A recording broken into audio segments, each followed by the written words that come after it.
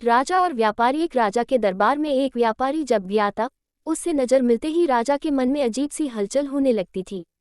व्यापारी का चेहरा राजा को संदिग्ध लगता था। ऐसा एक बार नहीं अनेक बार हुआ तो राजा सोच में पड़ गया। उसे अच्छी तरह याद था कि उस व्यापारी से कभी कुछ लिया दिया भी नहीं था। राजा ने सोचा कि क्यों न इस बारे में राजपुरोहित से पूछा जाए, पर वह संकोच में पड़ गया। अंत में उसने मंत्री को ये बात बताई। मंत्री बुद्धिमान था, उसने व्यापारी से दोस्ती करके इस रहस्य को जानने का निर्णय किया। कुछ दिनों के बाद मंत्री ने राजा को बताया कि वह उसी राज्य का बड़ा व्यापारी है। उसने पिछले वर्ष ढेर सारी चंदन की लकड़ी बहुत सस्ते दामों पर खरीदी थी।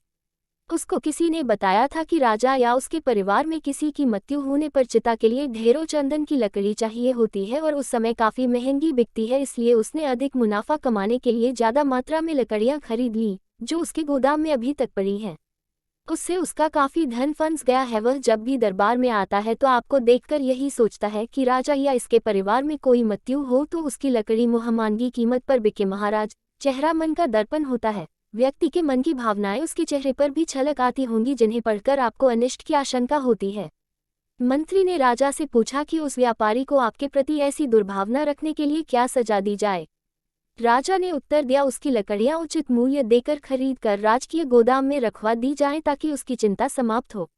वह भी तो हमारी प्रजा है।